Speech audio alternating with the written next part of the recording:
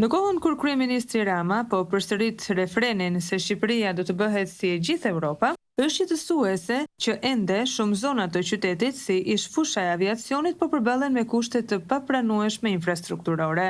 Prej 6 vitesh tashmë nuk është vend dorë në rrugën që lidh hyrjen e bllokut të pallateve në ish fushën e aviacionit me rrugën kryesore. Rruga është mbushur me gropa që gjatë shirave krijojnë pellgje me ujë, ku është e pamundur të kalosh në këmbë dhe jo vetëm.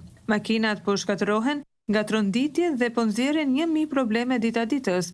Sipas banorëve, firma ndërtuese IBN-SHPK nuk merr asnjë përgjegjësi për shtrimin e rrugës, duke konsideruar atë si një detyrë të bashkisë, ndërsa kjo e fundit pohon se përgjegjësia i takon firmës. Ndërkohë, ankesat e banorëve për zgjidhjen e këtij problemi, si nga ana e pronarit të pallatit ashtu edhe nga bashkia, kanë rënë në vesh të shurdhër. Ironikisht, pavarësisht nga kushtet për të ardhur turp, çmimi i apartamenteve në këtë zonë varion nga 1500 deri në 1700 euro për metër katror, ndërsa qirat shkojnë rreth 400 euro në muaj. Me sa duket, rrugët e mbushura me gropa dhe pellgje uji nuk janë pengesë për çmimet që garojnë denjësisht me ato të qyteteve perëndimore.